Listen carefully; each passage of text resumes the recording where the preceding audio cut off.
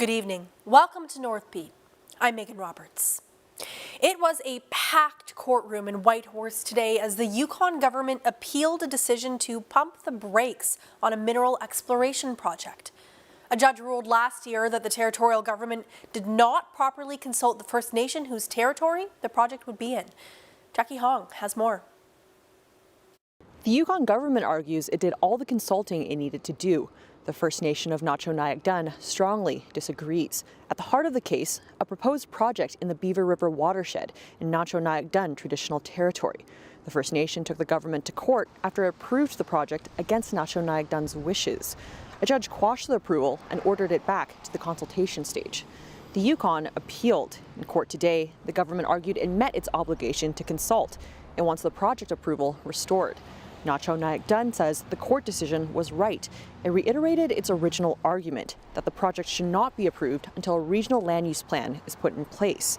And it also said that listening to a First Nation's concerns but not doing anything about them is not proper consultation. Nunut Chief Donna Hope was in the court gallery and held a copy of the First Nation's final agreement as she listened. Hope said she wasn't ready to speak to media about the case just yet. Yukon appeal cases are heard by a panel of 3 judges. They reserved their decision. Jackie Hong, CBC News, Whitehorse. The gallery in that courthouse was packed for today's hearing, and among the crowd were members of the Nunut First Nation and environmentalists. Busloads of elders have come from Mayo, citizens have come from Mayo, taking the time out of their days to be here to uphold the land and water. If you look at the signs, it talks about water is life, about Saytagi, the Beaver River watershed, and it's really important to people, the land and also the agreements that uphold that land. Several people gathered outside the courthouse before the proceedings began this morning in protest. They held signs calling for the government to honor the land claim final agreements and to protect the Beaver River watershed. Calls to do something about safety concerns in Whitehorse are mounting. At a public meeting last night, people talked about how rough it is and how it affects everyone in the city. Rafsan Farouk Jugal was there. Over 50 people packed at the McBride Museum last night. They talked about the stuff they see and experience downtown. I don't feel that it is reasonable to have to train and have my staff clean up feces on our property, needles used or unused, or general waste that wasn't put there by us. I've had direct threats to have my business burned down.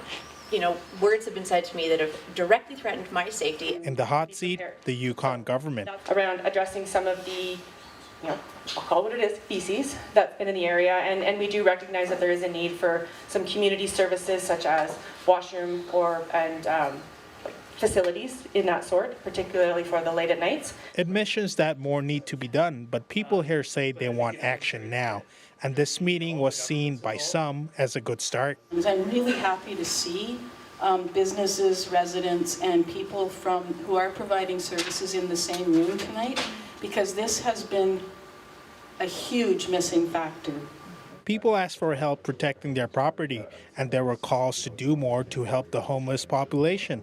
If we make excuses for a certain part of the population by saying that they're so messed up, we can expect nothing from them. In a way, I feel like we're saying, we don't actually need you, and we do need people. We need everybody. I certainly hope that that's not a message that's coming from mental wellness and substance use services, in the sense that I don't believe, and again I can be challenged on this, the trauma-informed approach is not a removal of all barriers or a removal of expectations. It's an understanding that some people might have a reaction that is perhaps incongruent with the situation or inappropriate with the expectations, but I'm sorry for saying it that way. But we know that we can't sort of arrest our way out of these things. No community has been able to. Moderators made it clear that the location of the homeless shelter was not up for discussion. It's a building often pointed at. Neighbors have told CBC it's always noisy and drug use is rampant, and there's garbage everywhere. Stakeholders operating the shelter, the Council of Yukon First Nations and Connective, were there and heard the concerns. The Yukon government says it'll be taking what is heard here to figure out the next steps. Rafsan Farouk Jugo, CBC News, Whitehorse. In Iqaluit, one woman says she had to drop out of school because of a lack of support for students. She was studying in the Nunut Teachers Education Program. As Jody Ningyochak tells us, she's hoping things change and she can get back to her studies. Caitlin Kalai, who's originally from Coral Harbor, was in her 5th year of NTEP when she decided to leave the course. She says the lack of support from Inuit organizations and the government of Nunavut forced her to find a job. Kalai says she'd like to see change in this day and age. I want fans policy to change.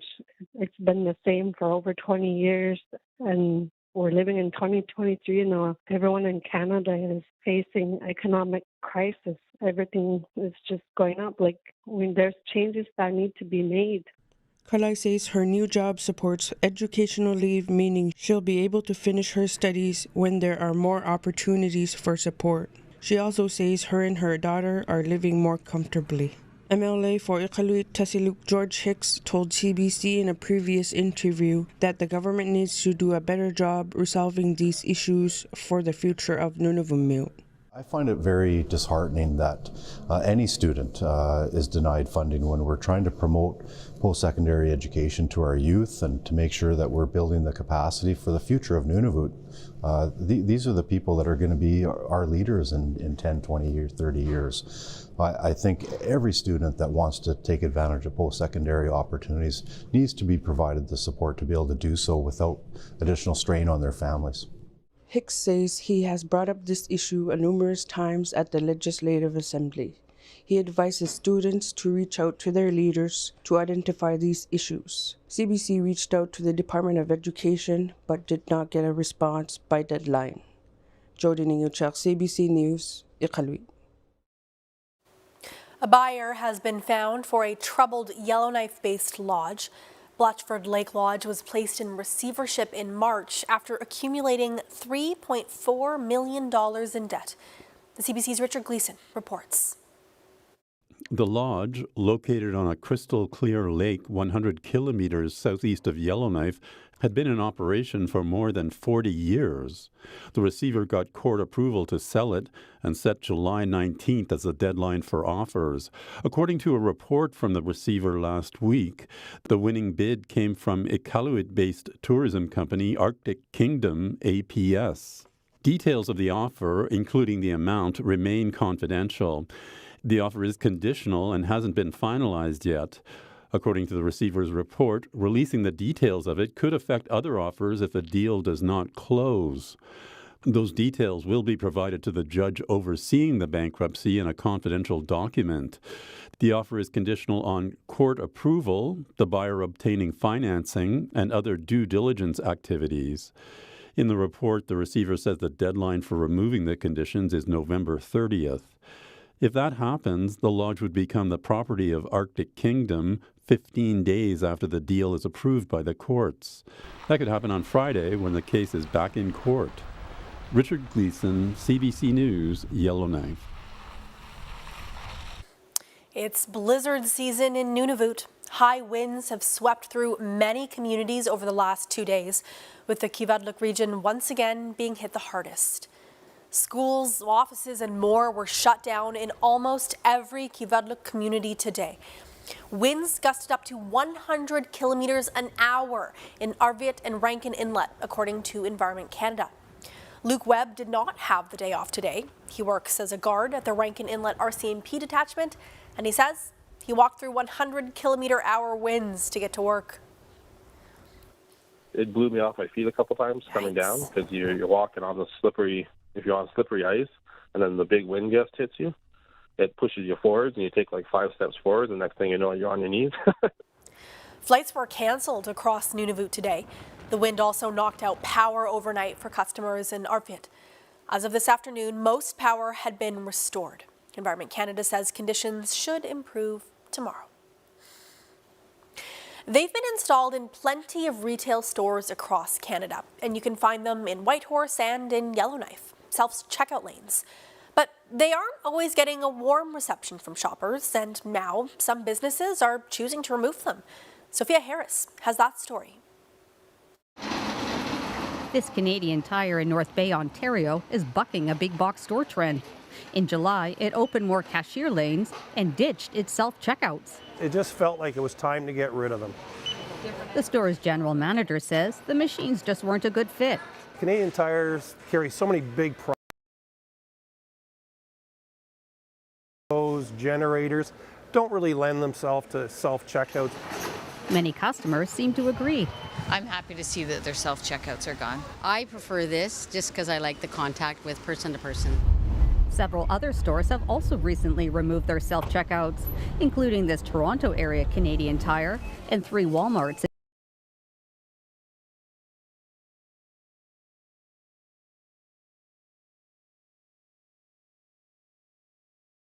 When we did have the self-service checkout, so I think they like the one-to-one bit of it and being able to talk to a person. This shopper has another reason. The main thing is the jobs for young people in the future.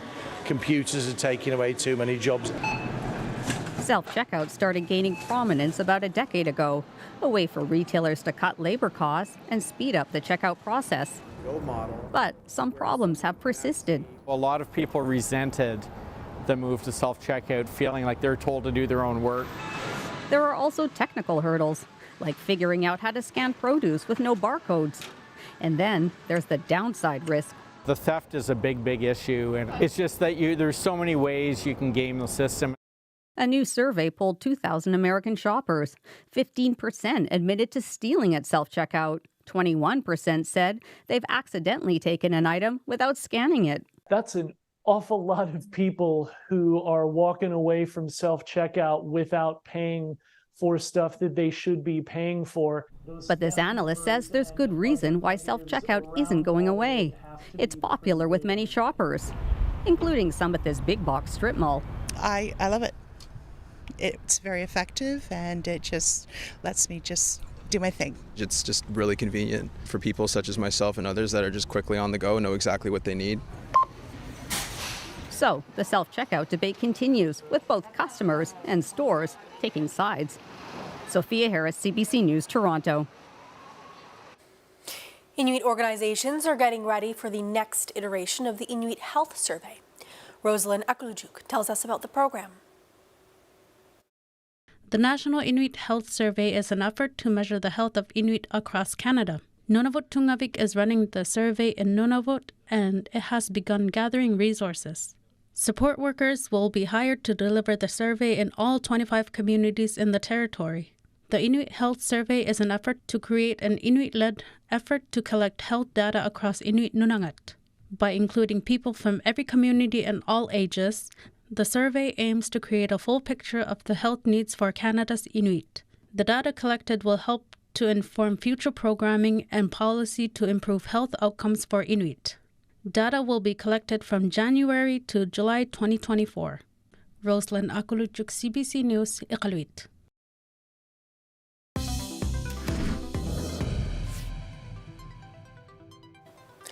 The Columbia River Treaty, one of Canada's largest international agreements, is being renegotiated. But one important group says they're being left out of the conversation. The Sinixt is a First Nation mostly based in the U.S. that was once declared extinct by Canada, but the Supreme Court has ruled they're not. With their traditional territory covering the Columbia River, they want a seat at the table. The CBC's Jackie McKay went to Washington State to meet with the Sinixt. Here's part one of her story on their fight to be recognized.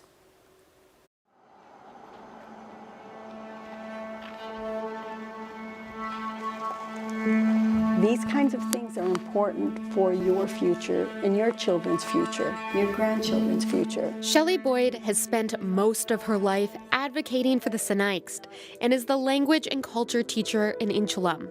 Almost all the kids who go here are Sinixt. Even though they live only an hour away from the Canadian border, most of them have never been on their traditional territory. Boyd says Inchulum is located in one of the poorest counties in Washington, and crossing the border isn't always so simple. They found gold in Republic, and then we got pushed. Now we're down here. So we're not on our traditional territory anymore. For a lot of these students, this is the first time they're hearing about the Columbia River Treaty, and they don't understand why they're being left out. So I think we shouldn't be recognized as just Americans if we come from Canadian land as well. We should also get kind of a big say in it too, because it was ours to begin with. The Columbia River Treaty is being renegotiated right now. The government of BC says it can't bring the Sinaiks to the negotiating table because the Colville Confederated Tribes represents the Sinaiks and are already engaged with U.S. negotiators. BC says bringing the Sinaiks in could jeopardize Canada's negotiating position and place the Sinaiks in a conflict of interest. It doesn't make any sense. The United States would never do anything with land in Canada, and that's where our territory is. So how would the United States represent us in Canada? As long as our cultural memory goes, the headwaters of the Columbia, all the way down to Kettle Falls, that's where our home is. And so, that's how important it is. I don't think we can distinguish Sinaiks separate from the Columbia River. Stevie Seymour is Sinaiks, and she is dedicated to revitalizing her culture.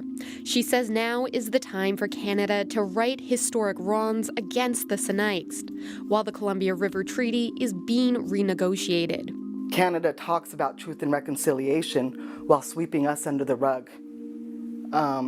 And it's over and over again. 80% of the Sinaiks' traditional territory is in Canada, covering the main stem of the Columbia River. In the 1880s, when the Indian agent first came through Sinaiks' land, he missed them, which meant, in part, no reserve was set up. As a result, Sinaiks were displaced across their territory, and hundreds moved into the U.S.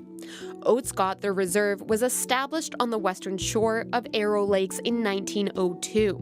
Only 26 people moved there, and it's now underwater. The last registered person on the reserve, Annie Joseph, died in 1953. 3 years later, Canada and the U.S. started formal discussions that would become the Columbia River Treaty. Canada was already clearing land in the interior of BC to flood it. The treaty's purpose was for year-round electricity and flood control, with a series of dams and reservoirs. That same year, Canada declared the Sinaiks extinct. Many historians and Sinaiks say this isn't a coincidence. We have been removed from the landscape of Canada. That is a complete genocide. The treaty was signed in 1961 and ratified 3 years later. The treaty we proclaim will lay a new foundation of prosperity for Canadians and Americans, for your West and for ours. The U.S. paid Canada just over $64 million to control floods for 60 years.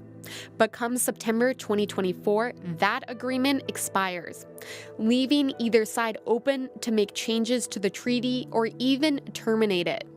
For the last 10 years, talks have been underway about these renegotiations, and Canada has been consulting with the Ktunaxa, Secwepemc, and Syilx Okanagan nations, but not the Sinaiks. Nothing's happening.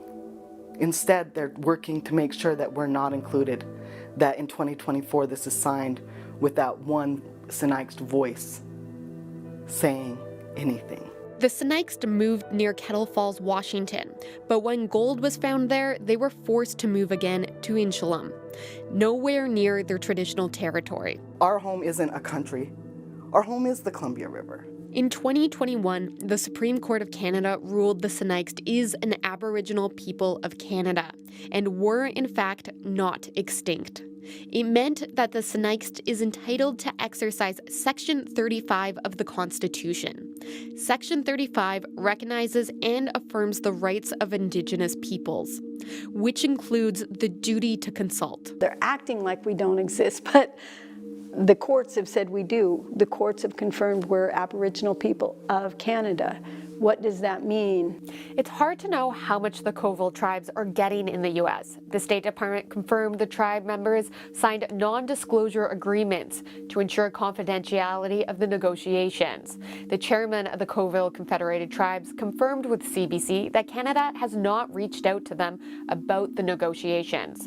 The BC government acknowledges the Columbia River Treaty caused harm to First Nations.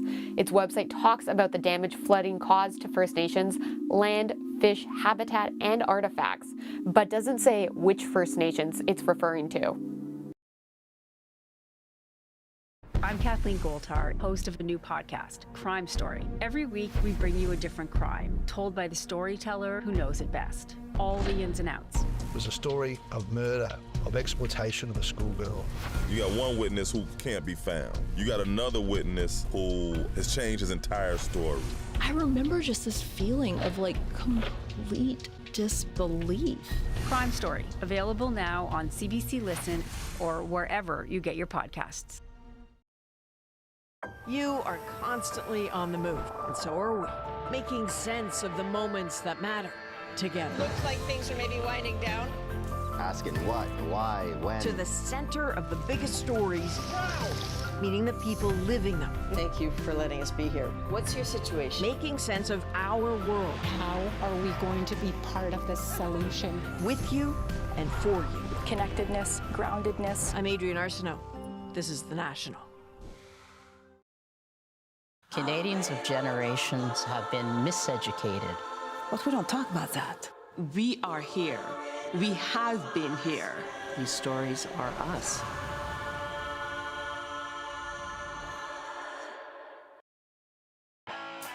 Yeah, dog! Oh, an absolute classic. All right. Let's go! Yeah! This is The National.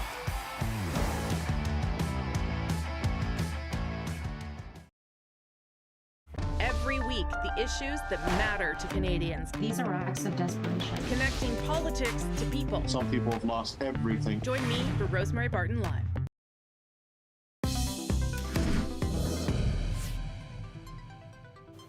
Indigenous designers from across the North and Canada are in Vancouver right now for the city's 4th annual Indigenous Fashion Week.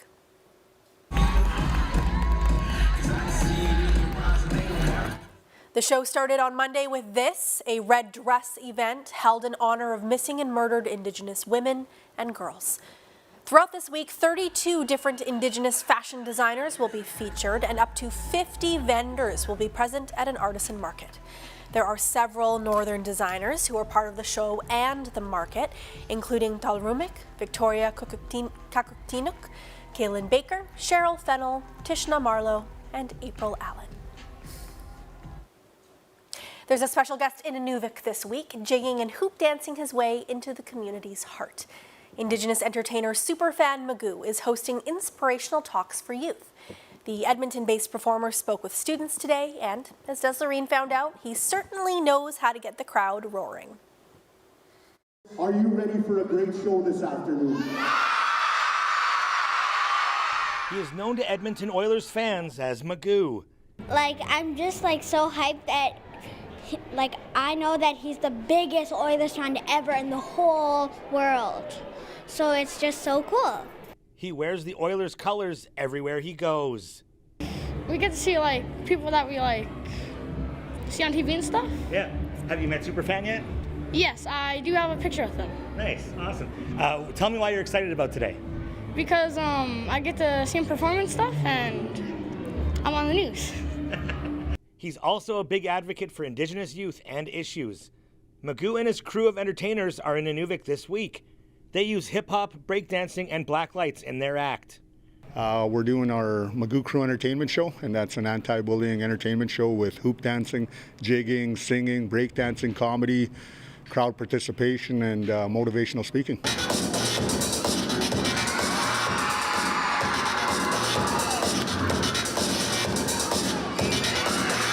Joining Magoo in Nunut are Marcel Watchmaker and Dallas Gladue Arcan Jr.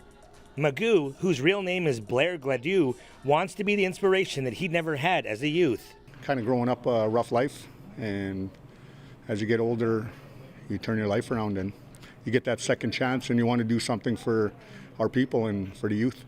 Us growing up back in the day, we didn't have this. And now that we have this for the youth, we need to really express this. His message of positivity and community has hit Inuvik and is resonating with the audience. Shayna Allen and her family went to see him perform on Tuesday night. I think it's really important. Like last night I actually caught the show and I didn't expect what he brought to the table. You know, I kind of thought he was just an Oilers fan, but he had engagement between the youth, the adults, the elders and everything like that. Yeah. Encouraging words, talking about bullying and stuff like that. So I didn't really know that he was a motivational speaker, and like we had a great night. The kids went to bed happy. And I'm thankful and grateful for being here today. And she's like, can I get a selfie? And Magoo left the students with messages about respecting each other and themselves. A final community performance and drum dance is planned for tonight at the Midnight Sun Complex. Des Loreen, CBC News, Inuvik.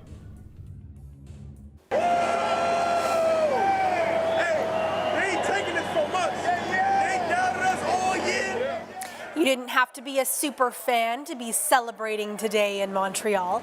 Everyone was welcome at the Alouettes Grey Cup Victory Parade. A misty rain and fog didn't dampen spirits as crowds of Montrealers sang and cheered along the Victory Parade route.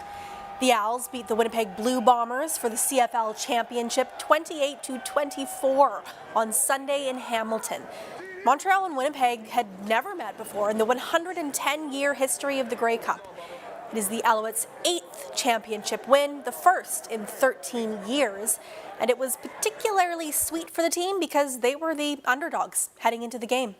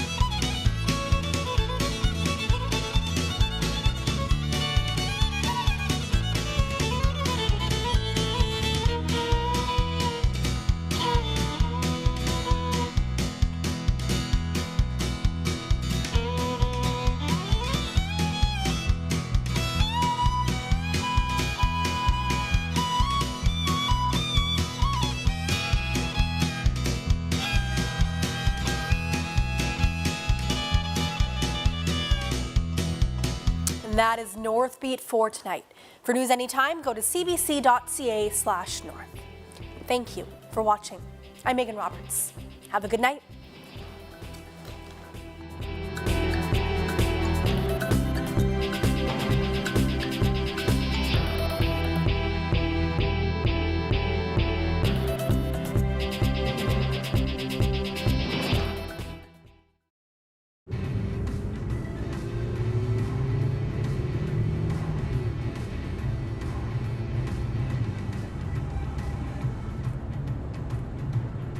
Think you're a better driver when you're high? Think again. No alcohol, no drugs, no victims. A message from Mad Canada. I want my children home where they should be. You'll go to jail if you don't sign. There's gonna come a time you'll feel the darkness. You don't let them win.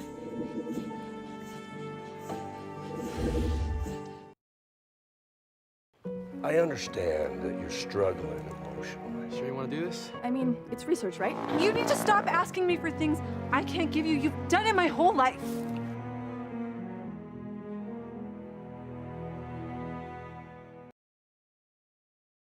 We have an incredible show lined up for you tonight. Wow!